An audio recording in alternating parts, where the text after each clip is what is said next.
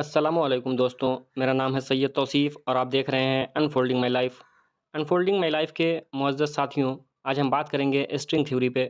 String theory या theory of everything.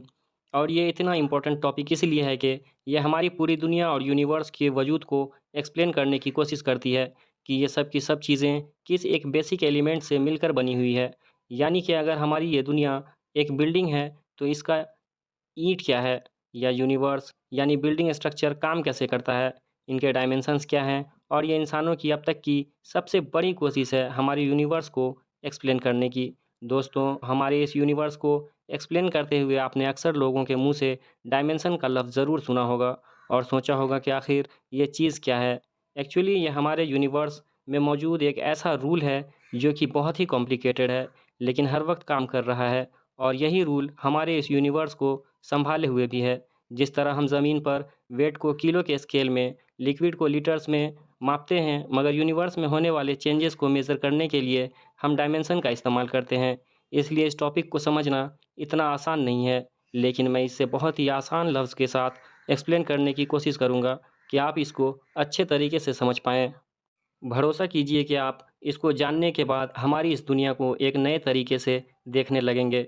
तो मान लीजिए कि आपके हाथ में एक ऑरेंज है और मैं इसे देखकर ये सोचता हूँ कि ये किस बेसिक एलिमेंट से मिलकर बनी हुई है, यानी कि इस ऑरेंज का बेसिक स्ट्रक्चर क्या है। सो मैं इसे डीप डिग करने की कोशिश करता हूँ तो पता चलता है कि अंदर बहुत सारे मॉलिक्यूल्स का स्ट्रक्चर है, जिन्होंने एक साथ मिलकर इस ऑरेंज के स्ट्रक्चर को बनाया हुआ है। मगर इस मॉलिक्यूल्स को और जूम करके देखूँ तो हमें एटम नज़र आते हैं, यानी कि मॉलिक्यूल्स एटम से मिलकर बने हुए हैं, जिनमें न्यूट्रॉन, प्रोटॉन मिडिल में और इलेक्ट्रॉन इनका चक्कर लगा रही है, और इनके दरमियान लगभग 90% जगह बिल्कुल खाली है।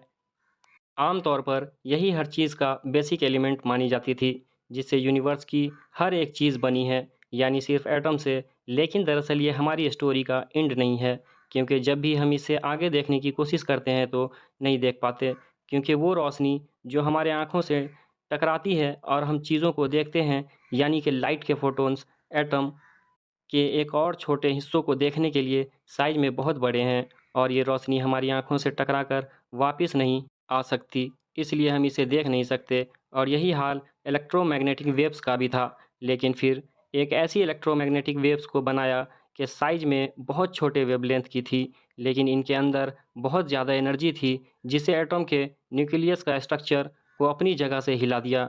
और हमें पता चला कि इसके अंदर भी एक छोटा सा स्ट्रक्चर मौजूद है, जिसे कॉक्स का नाम दिया।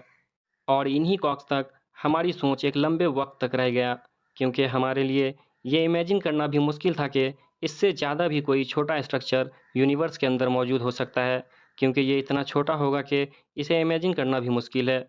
और फिर आती है स्ट्रिंग थ्योरी, जो ये बताती है कि कॉर्क के अंदर भी छोटे छोटे स्ट्रिंग पाई जाती हैं, जिसका शेप गोल है या किसी और शेप का है, जो हर वक्त वाइब्रेट करती रहती है।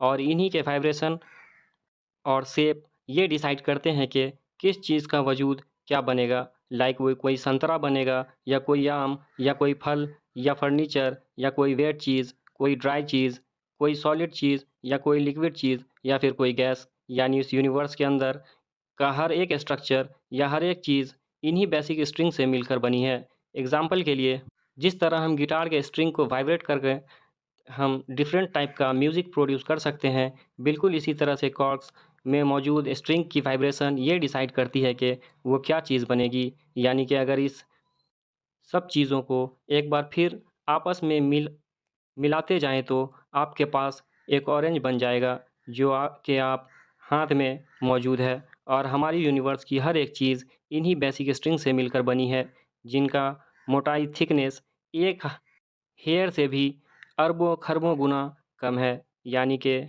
ये यूनिवर्स एक गिटार की तरह है, जिसके स्ट्रिंग को हिलाकर यूनिवर्स बनाई गई है। स्ट्रिंग थ्योरी को समझ लेने के बाद अब आते हैं अपने बेसिक टॉपिक की तरफ, यानी कि डायमेंशन की तरफ। दोस्तों, इस स्ट्रिंग की खास बात यह है कि थ्री डायमेंशन नहीं है। जै जैसा कि हम इंसान अपने थ्री डायमेंशन दुनिया के अंदर रहते हैं। हो सकता है कि ये बात आपके दिमाग को घुमा दे, लेकिन लेट मी एक्सप्लेन। हमारी ये दुनिया डायमेंशन पे टिकी हुई है। हम सबका और दुनिया और यूनिवर्स का निज़ाम इन्हीं डायमेंशंस पे टिका हुआ है। और ये डायमेंशन क्या होती है ये जान लीजिए। दोस्तों, एक ऐसा पॉइंट जो ज़ीरो डायमेंशन है, जो एक ऐसा पॉइंट या नुक्ता की तरह है जिसकी कोई गहराई नहीं है, न चौड़ाई और न लंबाई है। ये पॉइंट ऑफ नथिंग है। जैसा कि बिग बैंग से पहले हमारी यूनिवर्स थी, यानी कि एक पॉइंट के अंदर कैद थी, जहाँ से कोई भी चीज़ कहीं से भी कहीं नहीं जा सकती, बल्कि यहीं पर रह के इस पॉइंट के अंदर कैद हो जाएगी। ना ही ये पॉइंट घूम सकती है और ना ही हिल सकती है, और इसी को कहते हैं हम ज़ीरो डायमेंशन। बट मान लीजिए कि क्या होगा अगर हम इस ज़ीरो डायमेंशन को एक डॉट के को इसी के जैसा एक दूसरे डॉट से मिला दें, तो अब यहाँ पर मौजूद चीज़ें किसी एक डायरेक्शन में, यानी कि आगे या पीछे ट्रेवल कर सकती है, यानी सिर्फ दो डायरेक्शन में जा सकती है, जिसे हम फर्स्ट डायमेंशन कहते हैं। दोस्तों, इसी तरह से स्ट्रिंग थ्योरी 10 डायमेंशन पे बेस्ड है। स्ट्रिंग थ्योरी इन्हीं डायमेंशंस पे टिकी हुई है। हमारे यूनिवर्स में ट्रैवलिंग का निज़ाम, ये स्ट्रिंग थ्योरी 10 डायमेंशन पे ख़त्म हो जाती है। शुक्रिया दोस्तों, अगर आप लोगों को ये वीडियो पसंद आई हो तो लाइक शेयर ज़रूर कर देना।